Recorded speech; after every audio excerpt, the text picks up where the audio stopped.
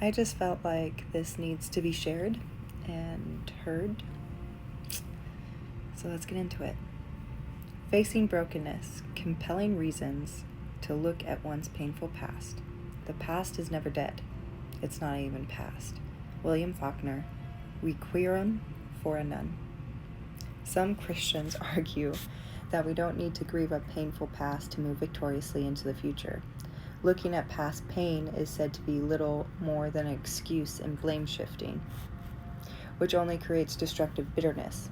Others suggest that revisiting one's painful past only serves to perpetuate the pain. Why stir up the past? It can't be changed, so just focus on the present.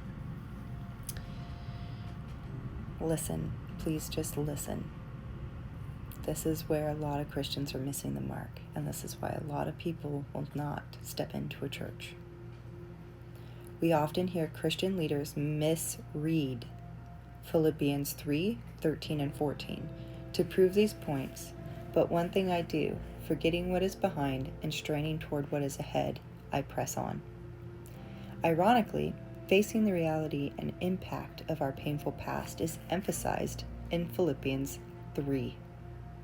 We know that Paul can't be instructing his readers to put the past behind them and forget because just a few verses earlier, he gave a detailed account of his own past, 3 verses 1 through 7, including his previous abuse of Christians, 3 verses 6.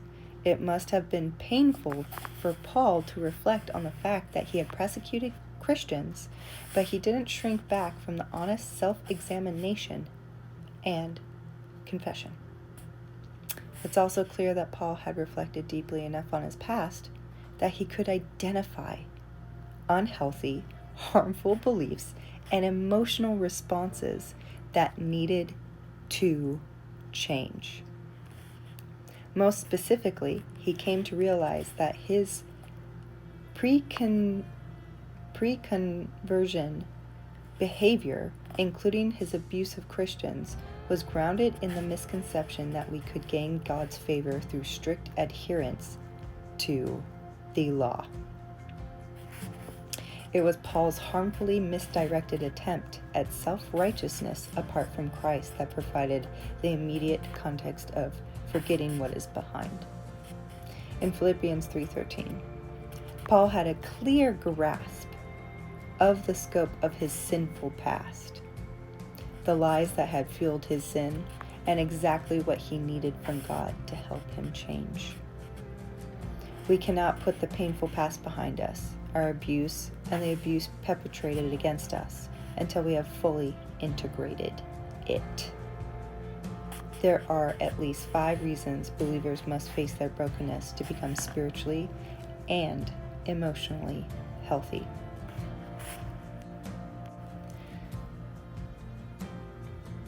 If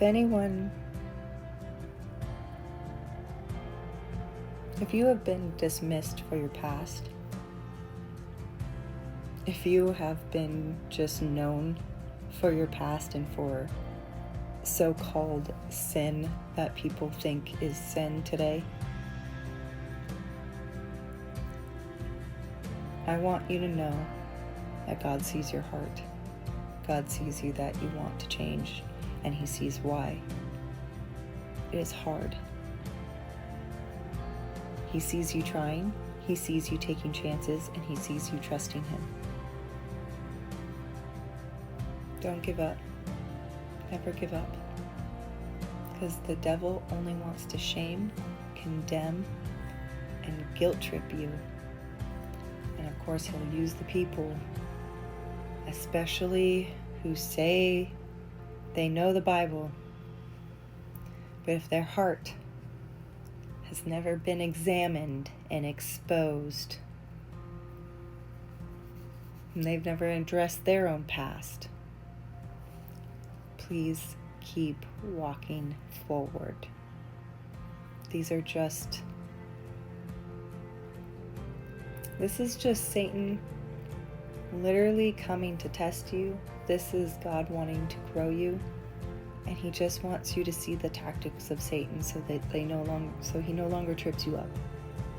And unfortunately, Satan has done a really good job at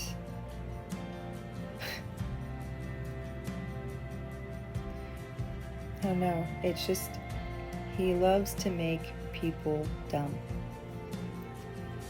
And when we don't look at ourselves, and when we don't examine ourselves, and if we don't truly self-reflect, we will never know Jesus who lives inside of us truly. We will never be able to love ourselves, and that means we'll never truly be able to love our neighbor.